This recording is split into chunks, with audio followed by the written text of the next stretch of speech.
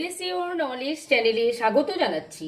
আজকের ক্লাসে আমি রোমান সংখ্যা লেখার যে 7টি মূল চিহ্ন রয়েছে সেই চিহ্নগুলো নিয়েই ক্লাস নিচ্ছি এবং সেই মূল চিহ্নগুলো কি এবং সেই মূল চিহ্নগুলো দ্বারা কোন সংখ্যাকে প্রকাশ করা হয় সেটা শেখাবো এবং এই সংখ্যাগুলোর সাহায্যে কি করে আমরা এই চিহ্নগুলোর সাহায্যে আমরা কি করে সংখ্যা লিখব সেটা আজকের ক্লাসে 1 থেকে 10 পর্যন্ত আমি শেখাবো।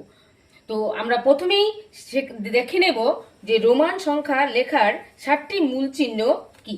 প্রথমটা হচ্ছে আই, তারপর হচ্ছে ভি, তারপর এক্স, এল, সি,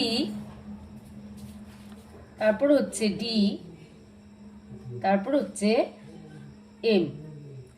তাহলে এই যে এই চিহ্নগুলো আমি দেখতে পাচ্ছি, এই চিহ্নগুলোর সাহায্যে কিন্তু আমরা রোমান সংখ্যা প্রকাশ করি। তাহলে এই যে চিহ্নগুলো এই আই দ্বারা আমাদের কি চিহ্ন বোঝা হয়, হিন্দু আরবিক সংখ্যা কি বোঝানো হয়, এগুলো আমরা এখন পাশে পাশে লিখব। এগুলো হচ্ছে রোমান সংখ্যা। তাহলে এখানে আই দ্বারা বোঝানো হয় হিন্দু আরবিক সংখ্যা হচ্ছে 1,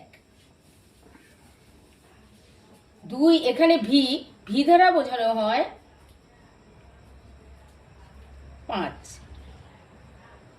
এক্স মানে হচ্ছে 10, এল মানে হচ্ছে 50, সি মানে হচ্ছে 100, ডি দ্বারা বোঝানো হয় 500 এবং এম দ্বারা বোঝানো হয় 1000।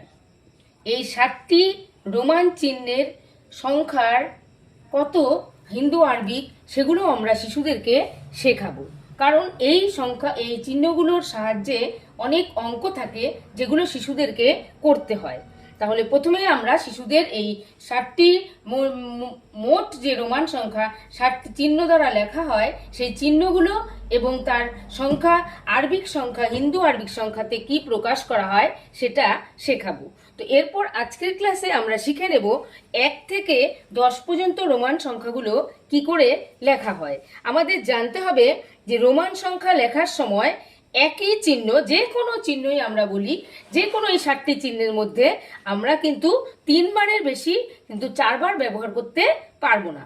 রোমান সংখ্যা লেখার সময় একই চিহ্নের পরপর ব্যবহার হয়, সেটা কিন্তু 3 বারের বেশি হয় না। এবং আমাদের বুঝতে হবে যে একই চিহ্ন যখন পরপর ব্যবহার করা হয় তার মানে বোঝায় যে সেই সংখ্যাটাকে যোগ করা। যেমন যদি আমরা এই আই চিহ্নটাকে আমরা দুবার লিখি তার মানে এটাকে যোগ করা বোঝায়, অর্থাৎ এটার মানে হচ্ছে 1 আর এর আই মানে হচ্ছে 1। তাহলে 1 আর 1 যোগ করলে আমরা বুঝি 2। তাই রোমান সংখ্যার 1 লেখা হয় এই চিহ্ন দ্বারা আই, কিন্তু 2i যখন আমরা 2 লিখব তখন কিন্তু দুটো আই দ্বারা রোমান সংখ্যাটাকে প্রকাশ করা হয়, কারণ দুটো একই চিহ্ন মানে হচ্ছে যোগ করা। তাহলে এর জন্য আই এবং 2i। তারপর হচ্ছে 3, আমরা যদি 3টা আই লিখে দিই তাহলে কিন্তু আমরা কি পাচ্ছি, 3 পেয়ে যাচ্ছি। 3, এটা হচ্ছে রোমান সংখ্যার 3। তাহলে তার মানে হচ্ছে পরপর 3টা মানে যোগ করা, 1 যোগ 1 যোগ 1, তার মানে আমরা কত পাচ্ছি, 3। এটা হচ্ছে 1, 2, 1, 2, এখানে হচ্ছে 3। এইভাবে আমরা কিন্তু 1, 2, 3 আমরা রোমান সংখ্যা লিখব। এবার আমরা 4 কি করে লিখব। আমরা এই আই কিন্তু 4 বার ব্যবহার করতে পারবো না, যে কোনো চিহ্নই কিন্তু আমরা 4 বার ব্যবহার করতে পারবো না। তাহলে আমাদের এখন 4 কি করে লিখতে হবে। আমরা কিন্তু জানি এই ভি দ্বারা কিন্তু 5 বোঝা যাচ্ছে, হচ্ছে 5। আর আমরা আই দ্বারা 3টা আই দ্বারা আমরা 3 পেয়েছি। তাহলে আমরা 4 এখন কোন চিহ্নের সাহায্যে লিখব। আবার রোমান সংখ্যা লেখার একটা নিয়ম আছে, যখন কোনো একটি চিহ্নের বাপাশে আমরা যদি কোনো একটি ছোট চিহ্ন বসাই তাহলে সে চিহ্ন বসাই এবং সেটার মান যদি এই আগের চিহ্নটার মানের থেকে ছোট হয় তাহলে সেটা দুটোর মধ্যে বিয়োগ করা হয়, সেই দুটোর মধ্যে বিয়োগ করা হয়। আর আমাদের নিয়ম হচ্ছে যে রোমান সংখ্যার যখনই আমরা একটা রোমান চিহ্ন বসবে তার পাশে বা পাশে যদি একটা চিহ্ন বসাই সেটা যদি ছোট হয় মান, তাহলে সেক্ষেত্রে দুইটার মধ্যে বিয়োগ হয়। অর্থাৎ ভি মানে হচ্ছে 5 আর এই আই মানে হচ্ছে 1। তাহলে এখানে যদি আমরা আমাদের 5-এর থেকে বিয়োগ করতে হবে, এটার মানে হচ্ছে বড় সংখ্যা থেকে ছোট সংখ্যাকে বিয়োগ করতে হবে। তাহলে আমরা যদি 5-এর থেকে 1 বাদ দিয়ে দিই, তাহলে আমরা কিন্তু 4 পাচ্ছি। এইভাবে আমরা রোমান চিহ্নের ক্ষেত্রে আমরা 4 এই আই ভি দিয়ে প্রকাশ করি, মানে হচ্ছে 5-এর থেকে 1 বিয়োগ করা। যেহেতু ভি এর বাঁ পাশে আই বসেছে তাই বিয়োগ করা। এক্ষেত্রে যদি আমরা ভি এর ডান পাশে আই লিখি, তাহলে কি হবে, যখন বাঁ পাশের থেকে ডান পাশে যাবে তখন সেটা যোগ হয়ে যায়। তাহলে 5 আর 1 যোগ হয়ে এটা 6 হয়ে যায়।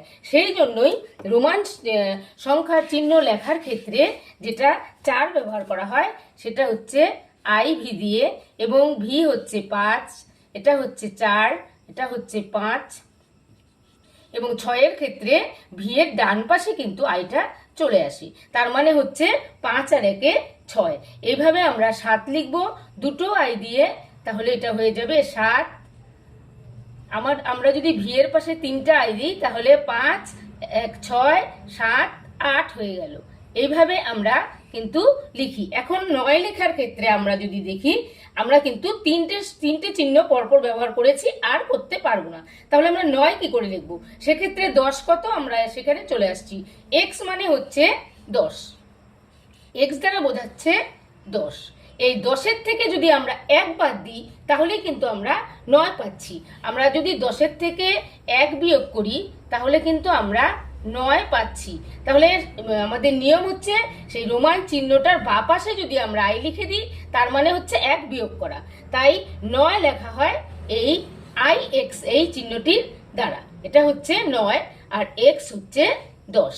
এইভাবে আমরা 1 থেকে 10 পর্যন্ত যে সংখ্যা, রোমান সংখ্যা কি করে গঠিত হয়, সেগুলো শিশুদেরকে শেখাবো। আজকের এই ক্লাসটি ভালো লাগলে লাইক করবেন, কমেন্ট করবেন, শেয়ার করবেন, এবং আমার পরবর্তী ক্লাসটি পেতে আমার চ্যানেলটিকে সাবস্ক্রাইব করে আমার সঙ্গে থাকবেন।